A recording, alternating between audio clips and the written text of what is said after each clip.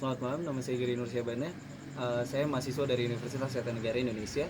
Pada kesempatan kali ini, saya akan membahas tentang dampak atau efek dari penyebaran virus corona di Indonesia. Pertama-tama, saya akan membahas apa sih virus corona itu. Pertama-tama, virus corona ini awalnya berasal dari kota Wuhan di Cina, yang disebabkan dari binatang kemudian disebarkan oleh manusia ke manusia.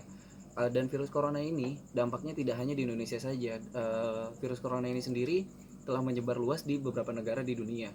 Salah satunya yang saya bilang tadi di Indonesia.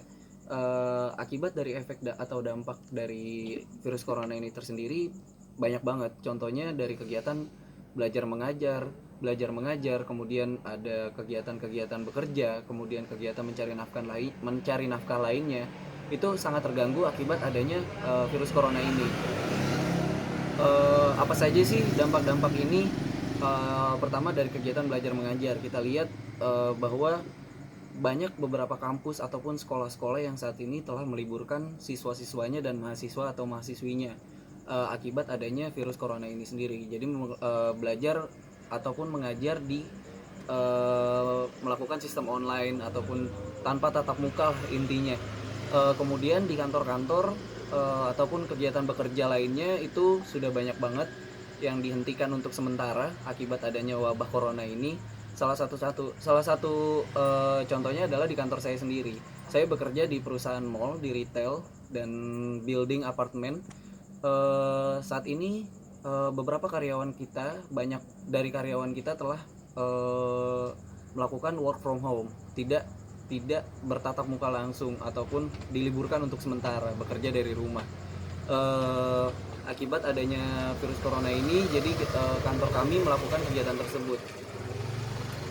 Kenapa sih dilakukan seperti itu? Pertama, untuk pastinya untuk mempersempit ruang lingkup si corona itu, jadi tidak menyebar kemana-mana si corona ini. Kemudian solusi yang telah kita lakukan di kantor kami adalah menambah hand sanitizer ataupun alkohol untuk cuci tangan untuk mencegah virus corona ini tersebar di area kantor kami. Uh, penggunaan hand sanitizer di kantor kami pun juga saya rasa sih sangat efektif karena dengan adanya hand sanitizer di beberapa titik di area kami itu mungkin jadi mempersempit si penyebaran corona ini. Apa namanya?